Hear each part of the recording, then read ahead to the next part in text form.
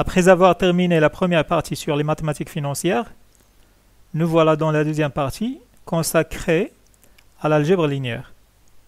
L'algèbre linéaire est la branche de mathématiques qui s'intéresse aux espaces vectoriels et aux transformations linéaires. Selon Wikipédia, l'algèbre linéaire est initiée dans son principe par le mathématicien arabe Al-Khawarizmi. Le programme porte sur les notions de base de l'algèbre linéaire, notamment matrice et système linéaire, diagonalisation, espace vectoriel et application linéaire.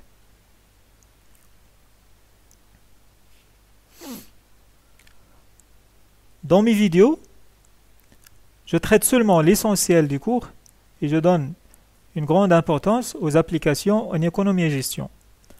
Je vous invite alors de lire sérieusement mes notes de cours et de consulter les références pour compléter et approfondir vos apprentissages.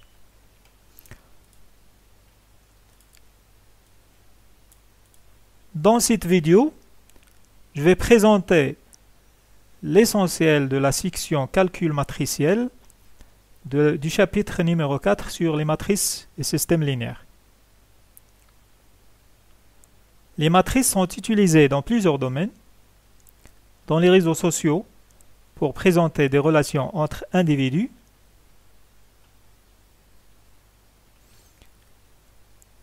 dans les problèmes de recherche opérationnelle pour simuler les relations dans un graphe à l'aide d'une matrice d'adjacence,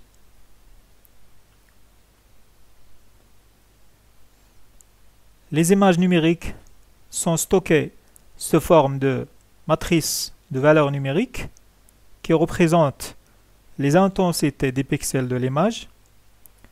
Une image couleur est composée de 3 canaux RGB.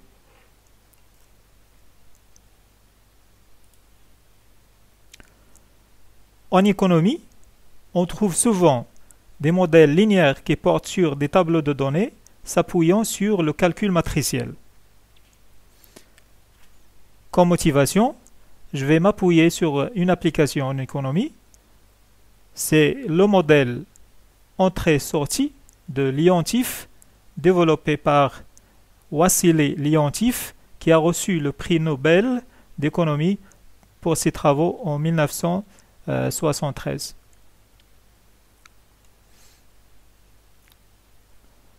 Dans ce modèle, on a un nombre n de branches économiques en interéchange. Pour n égale à 2, on cite par exemple les deux branches économiques industrie et agriculture, produisant deux types de produits, produits industriels et produits agricoles.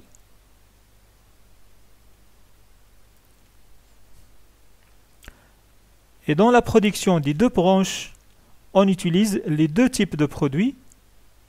Donc on parle de consommation intermédiaire et on la distingue de la consommation extérieure qu'on appelle demande finale. Les interéchanges entre les branches économiques satisfait la condition suivante. Entrée égale sortie. Bien inputs égale outputs. Autrement dit, la consommation est égale à la production. Voilà un exemple facile pour comprendre le modèle de Leontief. Donc on va considérer deux branches économiques, agriculture et industrie.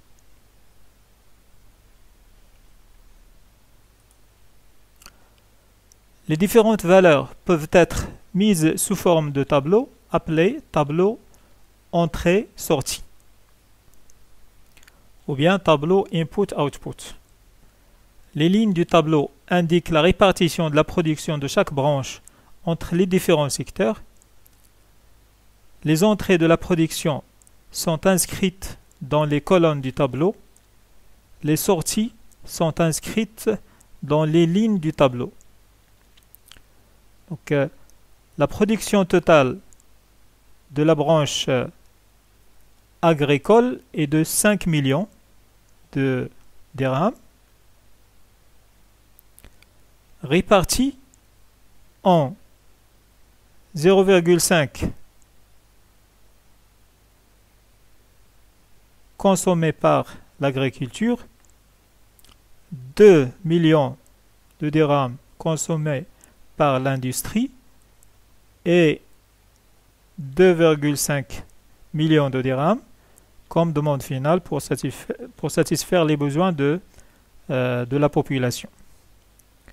La production totale de l'industrie est de 25 millions de dirhams, répartis en 1,5 million de dirhams consommés par l'agriculture et 5,5 millions de dirhams consommés par l'industrie et 18 millions de dirhams comme demande finale. Alors, pour produire des produits agricoles, on consomme deux entrées. 0,5 millions de dirhams de produits agricoles et 1,5 million de dirhams de produits industriels.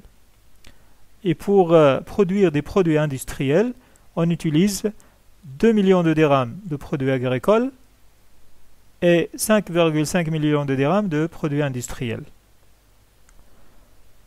Dans le tableau d'échange interbranches,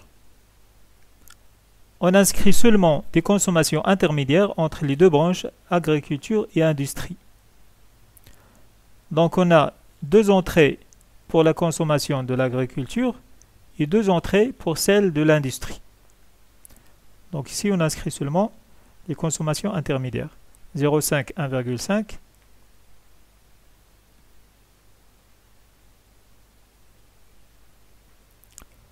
Et pour l'industrie, 2, 5,5.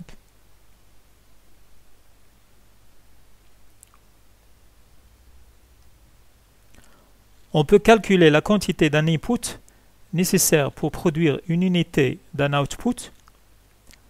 Il suffit de diviser les inputs de la branche par la production totale et on obtient alors 4 rapports appelés coefficient technique de la production. Donc ici on aura 0,5 divisé par la production totale de la branche agriculture divisé par 5, 1,5 divisé par 5, 2 divisé par 25 et 5,5 divisé par 25. Le coefficient CIJ, c'est la valeur à l'intersection de la IM ligne et la colonne ou bien la JM colonne. Par exemple, C de 1, c'est la valeur de la deuxième ligne, première colonne, c'est-à-dire 1,5 divisé par 5. Ce tableau de coefficients forme ce qu'on appelle matrice de coefficients techniques. Alors ici, on utilise la notation suivante. Pour la matrice, c'est l'ensemble des coefficients, C1,1, C1,2, C2,1, C2,2 est égal 0,5 sur 5. On peut simplifier, ça donne 5 sur 50, puis 4 sur 50. Deuxième ligne, c'est 15 sur 50. Et enfin, 11 sur 50. Alors cette matrice, on l'appelle matrice de coefficient technique de la production, ou bien tout simplement matrice technologique. Pour simplifier encore, on peut factoriser par le coefficient, bien le nombre 1 sur 50, puisqu'on a un facteur en commun. Donc 1 sur 50 fois la matrice 5, 4, 15, 11. Et on utilise la notation C égale CIJ pour I entre 1, 2 et J entre 1, 2. C'est-à-dire on a deux lignes et deux colonnes. Donc on dit ici que C est une matrice de taille ou bien de dimension 2 fois 2. Deux lignes, 2 colonnes. Et c'est une matrice carrée car le nombre de lignes égale au nombre de colonnes. En utilisant la notation matricielle, on peut stocker les productions totales dans une matrice de taille 2 x 2, c'est-à-dire 2 lignes, une seule colonne. Donc, on va utiliser le nom P, c'est-à-dire production, bien production totale, égale. Donc, on a 2 lignes, une seule colonne. 5 millions de dirhams, c'est la production totale du secteur ou bien de la branche agriculture, et 25 millions de dirhams pour la branche industrielle, bien industrie. Même chose pour la demande finale, on peut la stocker dans une matrice de taille 2 x 1, pardon. Donc, on va utiliser la notation suivante, D, demande finale, D sub F, ou bien D indice F égale, c'est 2,5 comme demande finale pour la branche agriculture et 18 millions de dirhams pour la branche industrie. Donc, ces matrices de taille 2 x 1 sont appelées vecteurs ou bien vecteurs colonnes. Okay? C'est un cas particulier de matrice. Donc, on les appelle vecteurs colonnes précisément. On peut aussi parler de vecteurs lignes.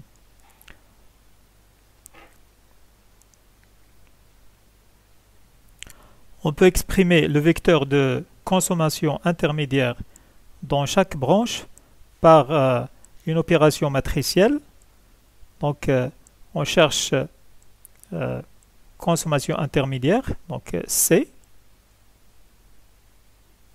Donc, C, la consommation intermédiaire, elle est donnée par les coefficients techniques, c'est-à-dire la matrice technologique. Donc, c'est pardon, c'est pas C, c'est consommation intermédiaire. Donc, on va utiliser CI.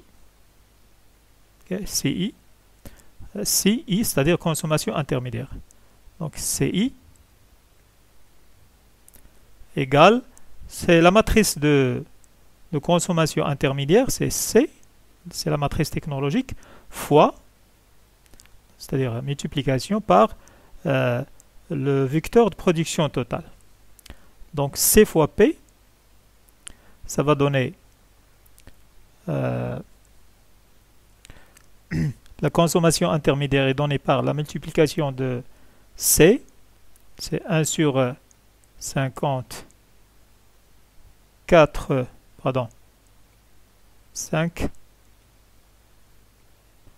4, 15, 11, c'est la matrice C, fois le vecteur de production totale, c'est 5, 25. Donc, pour faire cette multiplication, on va multiplier la ligne par la colonne. Et on fait le produit scalaire. Donc, le résultat, ça va être tout simplement 1 sur 50, 5 fois 5, plus 4 fois 25. C'est 125. Puis 15 fois 5, plus 11 fois 25. Égale à 350. Donc, on simplifie par 50, c'est-à-dire on multiplie chaque ligne par 1 sur 50. Donc, on aura 125 divisé par 150, c'est 2,5. Et 350 divisé par 50, c'est 7. Donc, c'est le vecteur de consommation intermédiaire. C'est exactement ce qu'on a sur le tableau. Consommation intermédiaire pour l'agriculture, c'est 0,5 plus 2, c'est 2,5 millions de dirhams. Et la consommation intermédiaire pour le secteur ou bien pour la branche industrie, c'est 7. 1,5 plus 5,5. Ça donne 7 millions de dirhams. On peut exprimer les outputs en utilisant un système d'équations ou bien une écriture matricielle Dans le cas général, c'est la production est inconnue, c'est-à-dire on a X, Y. X, c'est la production de la branche agriculture et Y, c'est la production totale de la branche industrie. Donc en se basant sur l'équation production totale égale consommation intermédiaire plus demande finale. Donc ici, la production totale égale consommation intermédiaire, c'est-à-dire matrice des coefficients techniques fois production totale, plus demande finale. Le vecteur D1, D2, c'est la demande finale. Donc on peut écrire ça sous forme de système d'équation en multipliant la matrice par le vecteur XY. Dans notre cas, dans notre exemple, on a l'écriture matricielle suivante parce que la production totale, elle est connue. En admettant que la production totale égale aux consommations intermédiaires plus demande finale, on peut écrire cette équation pour les deux branches et on aura un système d'équation qu'on peut écrire sous forme matricielle. Donc on aura P, production totale, dans les deux branches égale à la consommation intermédiaire, donc vecteur égale vecteur plus vecteur, plus demande finale. Et on a déjà vu que la consommation intermédiaire est donnée par la multiplication ou bien le produit matrice technologique fois production totale. On remplace.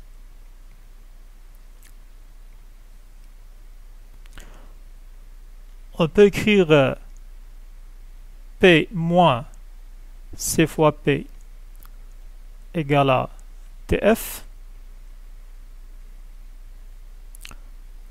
Donc P ici, c'est un facteur en commun.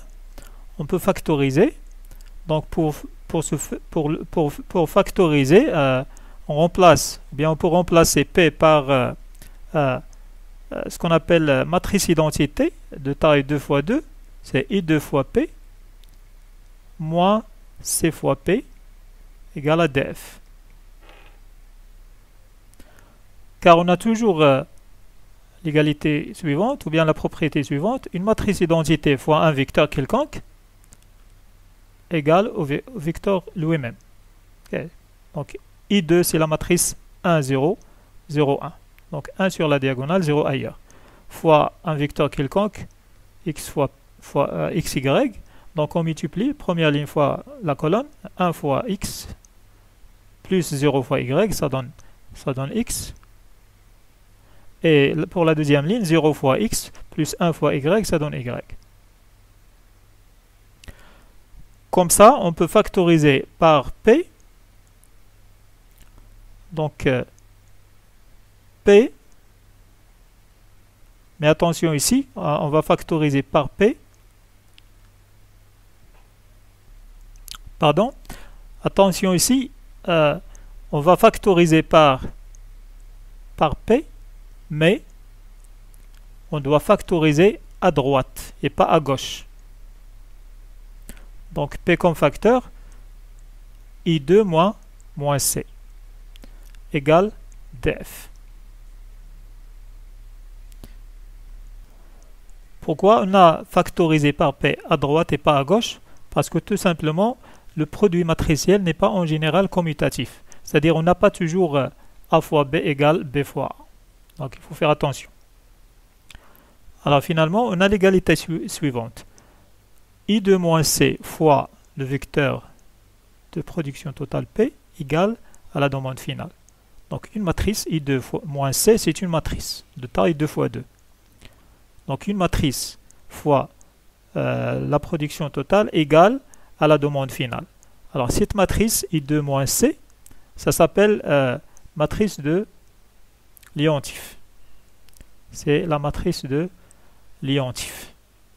On peut la calculer en remplaçant I2 IC. Okay. Donc on l'appelle L. L c'est I2 moins C. Donc I2 c'est 1, 0, 0, 1. Moins 1 sur 50. 5, 4, 15, 11. Alors on va factoriser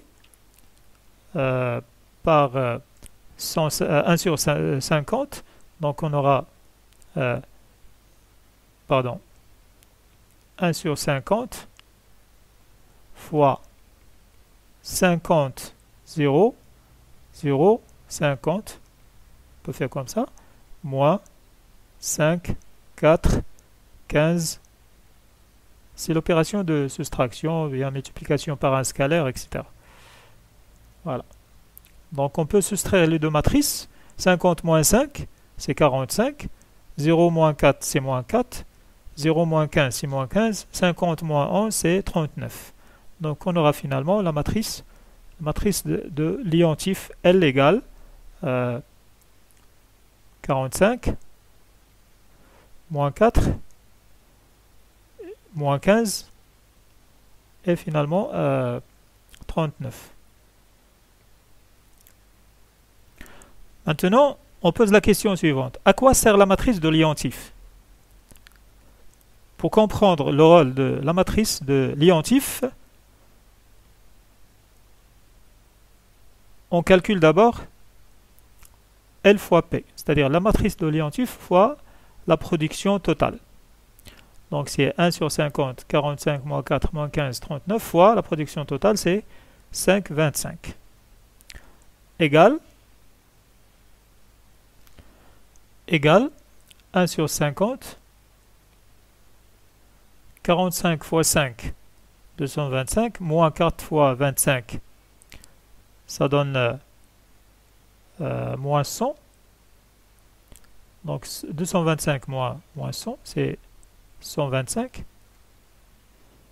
Pour la deuxième ligne, moins 15 fois 5, moins 15 fois 5, plus 39 fois 25, égale 900.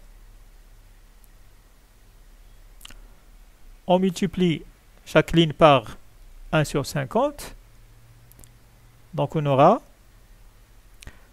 125 divisé par 50 égale 2,5.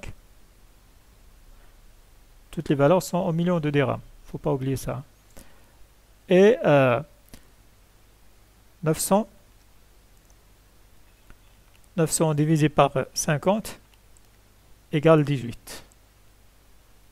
Donc on obtient le vecteur de demande finale. Okay?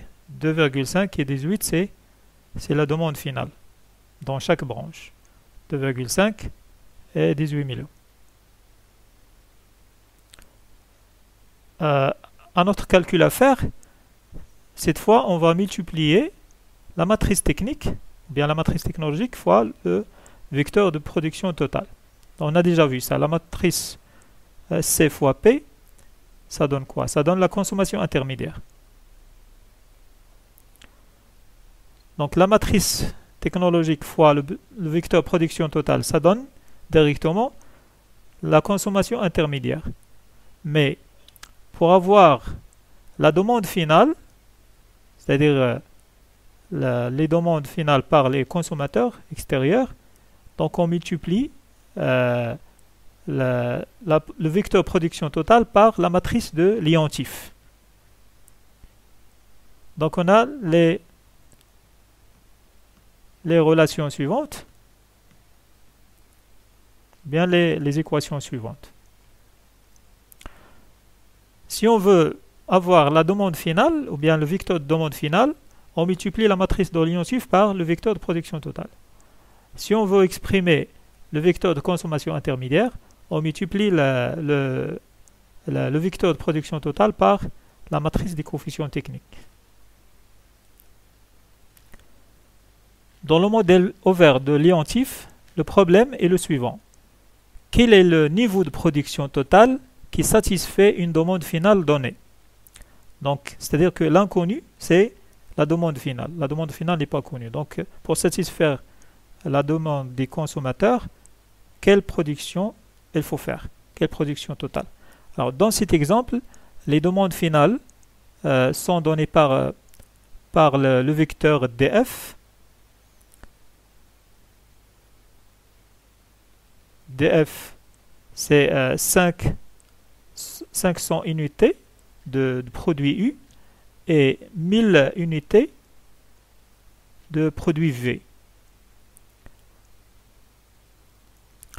Le niveau de production totale est inconnu, donc on pose P égale XY. En utilisant la matrice de l'identif, on a l'équation suivante. L fois P fois la production totale égale la demande finale. Ici L, la matrice de l'identif, c'est I2, matrice identité, moins la matrice technologique nommée A ici. Elle est donnée par A. Dans cette équation, l'inconnu, c'est le vecteur P. Donc, pour isoler P dans cette équation, on doit multiplier à gauche des deux membres de l'équation par une matrice particulière. Appelons cette matrice, pour l'instant, appelons cette matrice B, la matrice B. Donc, on multiplie les deux membres de l'équation à gauche par une matrice B. B fois L fois P égale B fois DF. Cette matrice particulière B doit vérifier la propriété suivante. B fois L égale la matrice identité. Pour avoir finalement l'équivalence suivante. B fois L, c'est la matrice identité, fois le vecteur P égale B fois DF. Et bien sûr, la matrice identité fois P, c'est P. On aura finalement P égale B fois DF. Alors ici, la matrice P s'appelle matrice inverse de L. Et on utilise la notation suivante. B égale la matrice inverse de L. Bien sûr, B existe seulement si la matrice L admet un inverse. Donc on va voir la condition pour avoir un inverse pour une matrice. Alors, pour une matrice carrée quelconque, M par exemple, M de coefficient A, B, C, D, son inverse, s'il existe, est donné par la matrice suivante. M-1 égale 1 sur A fois D, multiplication des éléments de la diagonale, moins C fois B, fois la matrice en permutant la diagonale, D A, et en multipliant les autres par moins 1, moins C, moins B. C'est la formule de l'inverse d'une matrice de taille 2 fois 2 seulement. Alors la condition d'inversibilité ici, c'est que ce nombre-là doit être différent de 0, pour ne pas diviser par 0. Donc ce nombre-là est appelé déterminant de la matrice M. Donc déterminant, on note det, bien déterminant de M, c'est le nombre A fois D moins C fois B.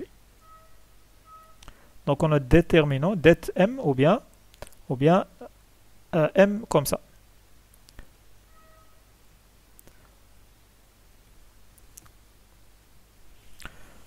Donc on a l'équivalence suivante. Déterminant de la matrice M différent de 0, c'est équivalent à M inversible. C'est-à-dire il admet un inverse, ou bien une matrice inverse. Inversible.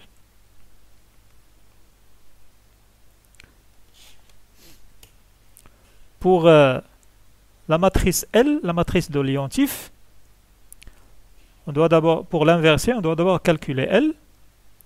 Donc L, c'est I2 moins A égale 1, 0, 0, 1, moins la matrice technologique, c'est, je crois, 0,2, 0,1, 0,6, 0,3, égale, donc 1 moins 0,2, ça donne 0,8, 0 moins 0,1, c'est moins 0,1, 0 moins 0,6, c'est moins 0,6, et 1 moins 0,3, c'est 0,7. Donc c'est la matrice de l'identif. Son déterminant, c'est-à-dire le déterminant de la matrice L, elle est notée comme ça, ou bien det de L, est donné par 0,8 fois 0,7, attention au signe, moins 0,6 fois moins 0,1 égale 0,5. Donc c'est différent de 0, c'est-à-dire L est inversible. Donc l'inverse de L existe. Alors l'inverse de la matrice L est donné par 1 sur le déterminant fois, donc on permute la diagonale, 0,7, 0,8, et on multiplie par le signe moins pour les autres valeurs. 0,6, 0,1.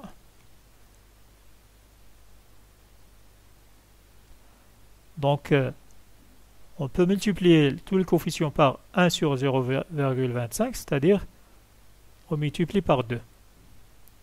Donc, égal 1,4, 0,2, 1,2 et 1,6.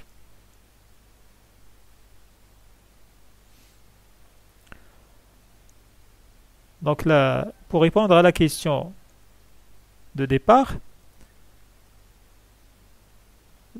on cherche P, la production totale, qui est donnée par B fois DF, c'est-à-dire l'inverse de L, fois la demande finale. Donc pour trouver la production totale qui satisfait la demande finale, on doit faire la multiplication suivante. Donc c'est la matrice inverse de L fois la demande finale.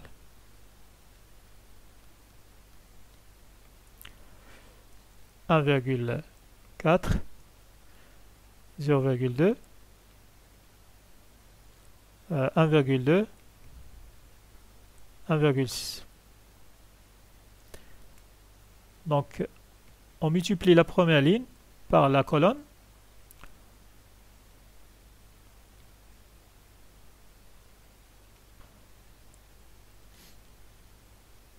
Donc, utilisez votre calculatrice. La multiplication de la première ligne par la colonne, donc 1,4 fois 500 plus 0,2 fois 1000, ça donne 900. Et 1,2 fois 500 plus 1,6 fois 1000, ça donne 2200. Alors, on obtient le niveau de production totale, bien des productions totales suivantes. Donc, pour satisfaire la demande finale, il faut produire 900 unités de produit U et 2200 unités de produit V.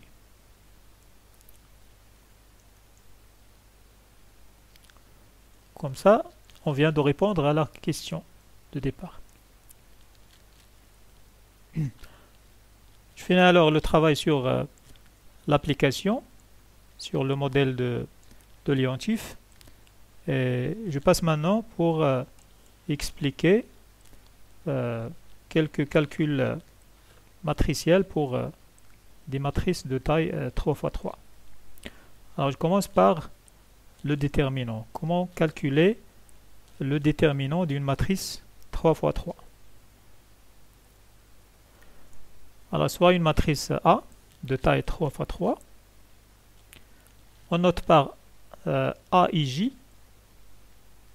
la matrice extraite de A obtenue en effaçant la ligne I et la colonne J de A. Par exemple, A de 1, c'est la petite matrice extraite en éliminant la matrice 2, la ligne 2, pardon, et la colonne 1. Donc on aura cette matrice A1, 2, A1, 3, A3, 2, A3, 3, c'est A2, 1. C'est la matrice, bien la sous-matrice A2, 1. Le calcul du déterminant d'une matrice est un outil nécessaire en algèbre linéaire pour vérifier l'inversibilité ou bien calculer l'inverse d'une matrice. On peut développer le calcul du déterminant de la matrice A suivant une ligne par la formule suivante ou bien suivant une colonne. Donc, la première formule est donnée pour chaque J et la deuxième formule est donnée pour chaque I. Donc, en total, on aura 9 possibilités pour calculer le déterminant d'une matrice A. Donc, par exemple, ici, on calcule le déterminant de A en développant selon la colonne 1. C'est-à-dire, on remplace ici J par 1 de la première formule, celle-là. Donc on replace J par 1 et on développe selon les 3 lignes. Donc on aura la formule suivante. C'est le coefficient A11 fois le déterminant de A11 moins A21 fois le déterminant de A21 plus A31 fois le déterminant de A31. Exemple, voilà une matrice A. On va calculer son déterminant. Donc, en utilisant la formule de développement selon la première colonne, alors, comment on obtient A11? En effaçant la première ligne et la première colonne. Donc, A11, c'est la matrice 0, 0, 1, 3. Donc, pour A21, on efface la deuxième ligne et la première colonne. Donc A21, c'est la matrice moins 1, 0, 2, 3. Pour A31, on efface la troisième ligne et la première colonne. Donc la matrice, c'est moins 1, 0, 2, 1. Alors, le déterminant de A11, c'est 3 fois 0 moins 0 fois 1, c'est 0. Le déterminant de A21, c'est 3 fois moins 1 moins 0 fois 2. Ça donne moins 3. Et le déterminant de A3, A31, c'est 1 fois moins 1 moins 0 fois 2, c'est moins 1.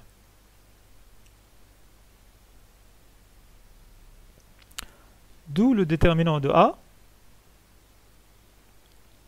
est égal à coefficient A11, c'est 2 fois le déterminant de A11, c'est 0, moins deuxième coefficient, moins 3, fois le déterminant de A21, c'est moins 3, plus troisième coefficient de la troisième ligne, c'est 1,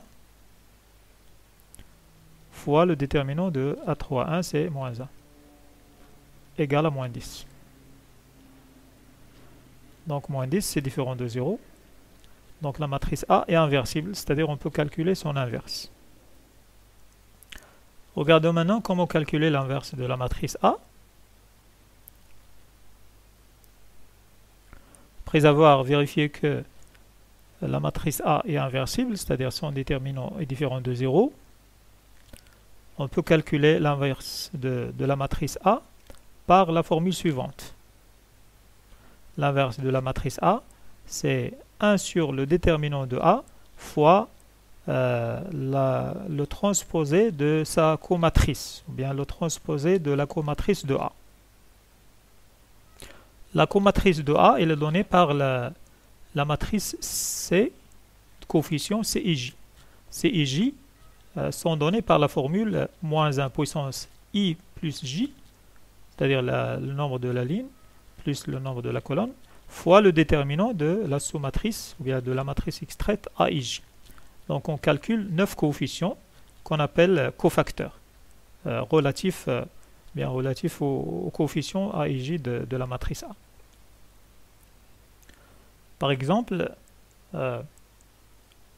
C32,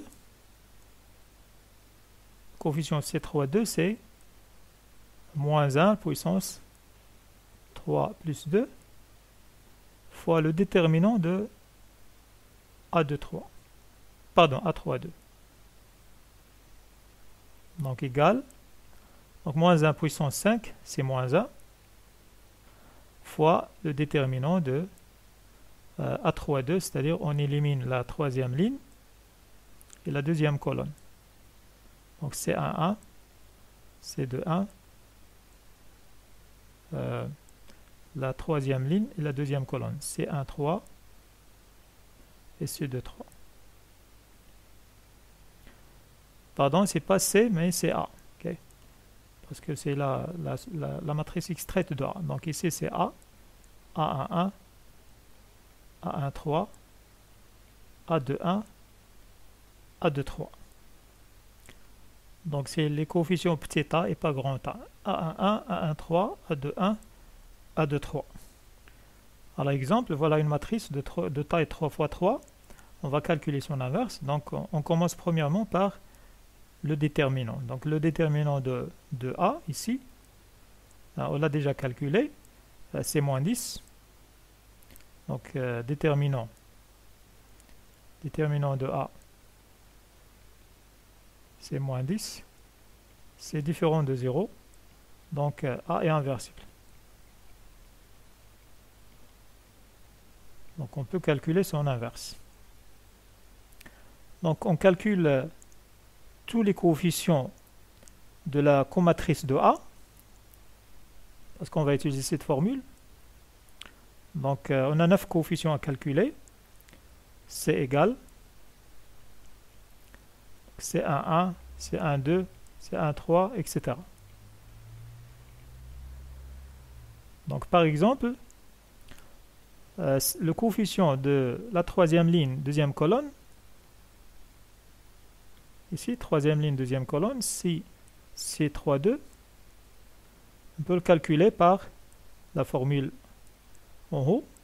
Donc C de 3 égale moins 1 à la puissance 5, 2, c'est-à-dire 3 plus 2, fois le déterminant de A32 égale moins 1 fois le déterminant de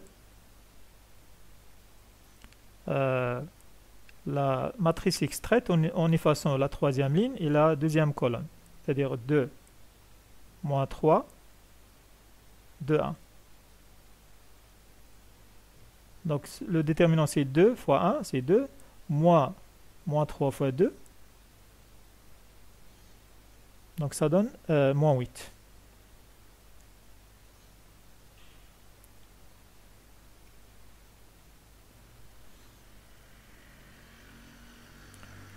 Donc, de la même façon, on calcule tous les coefficients de la matrice C et on obtient finalement C égale 0, 3, moins 1, 10, 4, moins 8, 0, moins 1, moins 3. En transformant les lignes en colonnes, on obtient le transposé de la comatrice. Donc transposé de de la matrice C est donné par... Donc les lignes deviennent colonnes. La première ligne, 0, 10, 0. La deuxième ligne, 3, 4, moins 1. La troisième ligne, moins 1, moins 8, moins 3. Et finalement, l'inverse de la matrice A, c'est 1 sur déterminant de A, 1 sur moins 10, fois le transposé de la comatrice. 0, 10, 0, 3, 4, moins 1, moins 1, moins 8, moins 3. C'est la matrice inverse de A. Pour vérifier que c'est bien l'inverse de A, on calcule l'inverse de A fois A, et A fois l'inverse de A. Donc on doit vérifier. Donc il faut avoir A fois A moins 1 égale la matrice identité de taille 3 fois 3, et A moins 1 fois A égale la matrice d'identité 3 fois 3. Donc on veut calculer le produit de deux matrices. Voilà deux illustrations. Donc ici on a une matrice 3 fois 3 multipliée par une matrice 3 fois 3. Donc on multiplie 3 lignes de la première matrice fois 3 colonnes de la deuxième matrice, c'est-à-dire on aura une matrice de 3 lignes, 3 colonnes.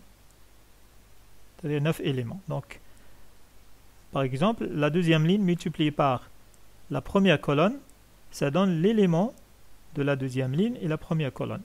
Donc c'est 4 fois 1 plus 5 fois 2 plus 6 fois 3 égale à 32, et ainsi de suite. Donc ici on a une matrice de 2 lignes et 3 colonnes multipliée par une matrice de 3 lignes, 4 colonnes. Donc 2 lignes multipliées par 4 colonnes, on aura une matrice de 2 lignes et 4 colonnes. Okay? Donc le résultat, c'est une matrice de 2 lignes, 4 colonnes. Donc c'est une technique pour savoir la taille de la matrice résultante du produit de deux matrices. Alors, l'inverse de A fois A égale, donc c'est la matrice inverse fois la matrice elle-même, égale, donc je note le scalaire 1 sur moins 10, je vais simplifier après, donc 1 sur moins 10, et je multiplie les deux matrices. Première ligne fois première colonne, donc 0 fois 3, 0 fois 2, 0 fois 2, plus 3 fois moins 3, plus moins 1 fois 1. Ça donne moins 10. Première ligne, deuxième colonne. 0 fois moins 1, 3 fois 0, moins 1 fois 0, ça donne 0. Première ligne, troisième colonne. Donc, pardon, première ligne, deuxième colonne, première ligne, troisième colonne, ça donne 0 aussi. Okay? Pour la deuxième ligne, fois la première colonne. 10 fois 2, 4 fois moins 3, plus moins 8 fois 1. Ça donne 0. 10 fois la première ligne, pardon, deuxième ligne, deuxième colonne. 10 fois moins 1, plus 4 fois 0, plus moins 8 fois 0. Ça donne moins 10. Deuxième ligne, troisième colonne. 10 fois 2, 4 fois 1, moins 8 fois 3, ça donne 0. Troisième ligne, première colonne. 0 fois 2, c'est 0. Plus moins 1 fois moins 3, c'est 3. Moins 3, ça donne 0. Troisième ligne, deuxième colonne. 0 fois moins 1, 0. Moins 1 fois 0, c'est 0. Moins 3 fois 0, c'est 0. Donc c'est 0. Troisième ligne, troisième colonne. 0 fois 2, c'est 0. Moins 1 fois 1, c'est moins 1. Plus moins 9, c'est-à-dire moins 10. On multiplie par moins 1 sur 10, et ça va donner 1, 0, 0, 0, 1, 0, 0, 0, 1. Et c'est bien la matrice identité de taille 3 fois 3. Donc, si vous voulez, on peut faire la même chose pour A fois A moins 1. On aura I3 hein, pour dire que c'est bien l'inverse de la matrice A. Je vous laisse enfin le soin de faire cet exercice de calcul matriciel. Voilà quelques indications. Donc ici, on a une matrice A et la matrice identité, c'est A0, 1, 0, 0, 0, 1, 0, 0, 0, 1. Donc on demande de calculer A au carré. Donc A au carré, c'est tout simplement A fois A. Il faut faire la multiplication A fois A. 3, matrice de taille 3 fois 3 fois, bien, multiplié par une matrice de taille 3 fois 3. Donc, deuxième question. Il faut montrer l'égalité A au carré égale à A plus 2i3. Donc, il faut calculer l'addition A et 2i3. Donc, i3 multiplié par 2, ça donne 2 sur la diagonale. Et l'additionner avec la matrice A. Donc, troisième question. Calculer A3. A3, on peut la calculer par A au carré fois A. A au carré déjà calculé dans la première question. Montrer l'égalité suivante. Donc, il faut utiliser celle-là, tout simplement. Donc, il faut écrire l'équation sous cette forme. Et après, on peut factoriser par A, etc. Donc, pour la question suivante, on déduit que A est inversable. Donc, on n'a pas besoin de calculer le déterminant et aussi on n'a pas besoin de calculer l'inverse par la formule précédente. Donc, il suffit d'utiliser la propriété suivante. Il faut dire qu'il y a une matrice, qu'on a l'égalité suivante. Une matrice A fois A, une matrice B fois A égale à I. I3. Donc il faut chercher la matrice B directement pour dire que l'inverse de A c'est B. Et enfin on vérifie l'inverse. L'inverse de A en multipliant l'inverse de A par A. Il faut avoir, bien il faut trouver la matrice identité.